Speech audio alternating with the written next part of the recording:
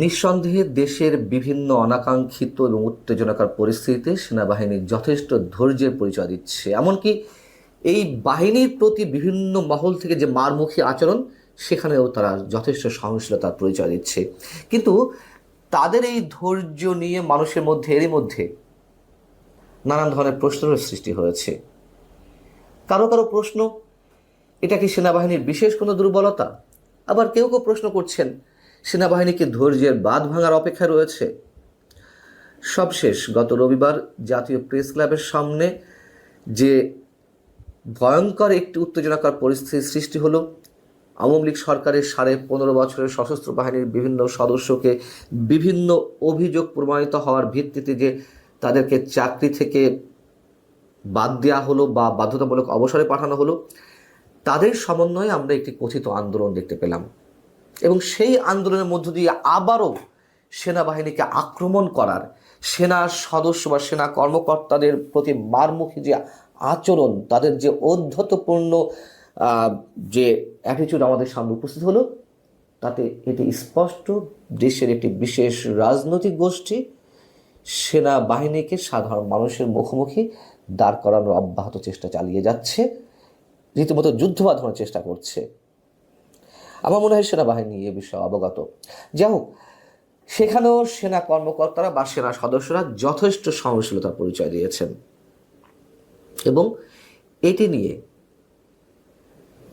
প্রায় গভীর রাতে সশস্ত্র বাহিনীর আন্তঃবাহিনী জনসংযোগ পরিদপ্তর আইএসপিআর থেকে একটি প্রেস বিজ্ঞপ্তি পাঠানো হয়েছে, তাদের বক্তব্য তুলে ধরা হয়েছে এবং তাদের এই প্রেস বিজ্ঞপ্তিটিকে আমরা অনেকেই একটি বিশেষ বার্তা হিসেবে ধরে নিতে পারি।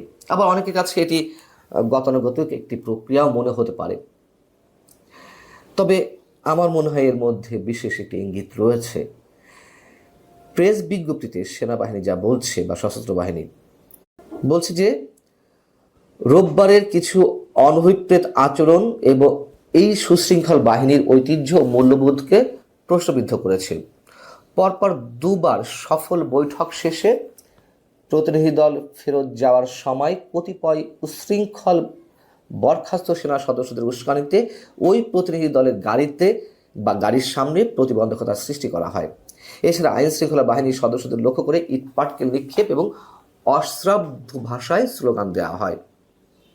আইএসপিআর এখানে আরও বলছে যে দিন জুড়ে সেনাবাহিনী সর্বোচ্চ ধৈর্য এবং সহমর্মিতার সঙ্গে পরিস্থিতি নিয়ন্ত্রণের চেষ্টা চালালেও এক পর্যায়ে আইন শৃঙ্খলা রক্ষাকারী বাহিনীর কিছু সংখ্যক বিশৃঙ্খল সাবেক সদস্যকে ছত্রভঙ্গ করতে বাধ্য হয়।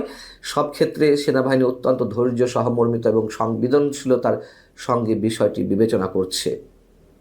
এখানে আরও বলা হচ্ছে সেনাবাহিনীর পক্ষ থেকে যে কোনো ধরনের উস্কানিমূলক কার্যকলাপ, জনস্বার্থ বিরোধী আচরণ কিংবা বাহিনীর সুনাম ক্ষুণ্ণ করতে পারে এমন কর্মকাণ্ড কখনোই কাম্য নয়।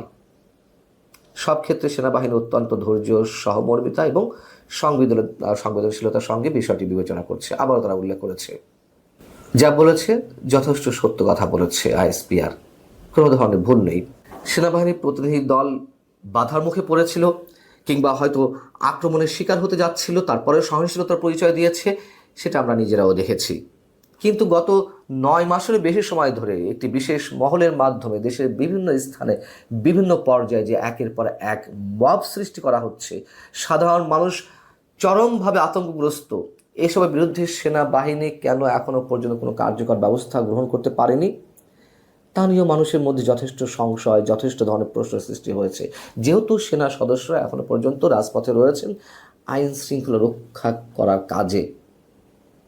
আবার কোনো কোনো কথিত আন্দোলনে যখন এই ধরনের উস্কানিমূলক স্লোগান ওঠে, সেনা প্রধানের সাথে তুলনা করে স্লোগান ওঠে হাসনাত না ওয়াকার, হাসনাত হাসনাত, তখন আমাদের বুঝতে বাকি থাকে না যে আসলে সেনাবাহিনীকে কতটা খেলো করার চেষ্টা করা হচ্ছে, প্রকাশ্যে কিংবা অপ্রকাশ্যে, প্রত্যক্ষ কিংবা পরোক্ষভাবে। তারপরেও সেনাবাহিনী যথেষ্ট ধৈর্যের পরিচয় দিচ্ছে। যদিও ক্ষেত্র বিশেষ আমি মনে করি না যেমন এইসব ক্ষেত্রে যে এসবের বিরুদ্ধে সেনাবাহিনী সরাসরি কোনো অ্যাকশনে যাবে। এখন সেনাবাহিনীর অবশ্যই ভাবমূর্তির বিষয় রয়েছে এখানে, যে কেউ যে কোনো কিছু বললে তার বিরুদ্ধে অ্যাকশনে ঝাঁপিয়ে পড়তে হবে। কিন্তু সার্বিকভাবে এটা সত্য কথা, সেনাবাহিনীর কোনো কোনো ক্ষেত্রে যে আচরণ বা যে অবস্থান সেটি নিয়ে মানুষের মধ্যে নানান ধরনের সংশয়ের সৃষ্টি হয়েছে। এতে করে মানুষ একদিকে যেমন আতঙ্কগ্রস্ত, অন্যদিকে প্রচণ্ডভাবে হতাশাগ্রস্ত। একটি বক্তব্য দিয়ে শেষ করতে চাই। এই যে চাকরিচ্যুত বা অবসরপ্রাপ্ত সেনা সদস্যদের যে আন্দোলন, সেই আন্দোলনের যিনি সেনা সদর দফতর থেকে সেনাবাহিনীর প্রতিনিধি হিসাবে মধ্যস্থতা করতে গিয়েছিলেন, তাদের বক্তব্য শুনতে গিয়েছিলেন, সেই ব্রিগেডিয়ার জেনারেল আমিনুর রহমান বিক্ষোভের মুখে তিনি কয়েকটি কথা বলেছেন, বেশ সাহসী উচ্চারণ করেছেন। সেখানে তিনি বলছেন যে আমি আপনাদের কথা শুনতে এসেছি, আমি ইউনিফর্ম পরে এসেছি, আমার ইউনিফর্মের সম্মান আছে, আমি কাপুরুষ নই, মরতে হলে এখানেই মরব, বাঁচতে হলে এখানেই বাঁচব। চমৎকার কথা। এবং এটাই সেনা সদস্য কিংবা সেনা কর্মকর্তাদের বক্তব্য, মানুষ সেটাই আশা করে। তারা যথেষ্ট ঝুঁকি নিয়ে দেশের জন্য কাজ করবেন, দেশের মানুষের জন্য কাজ করবেন। সেনাবাহিনীর যে বিবৃতি গত রাতে দেওয়া হলো, সেই বিবৃতিতে আমরা কি এখন ধরে নেব যে এসবের বিরুদ্ধে সেনাবাহিনীর শক্ত কোনো অবস্থানে যাচ্ছে?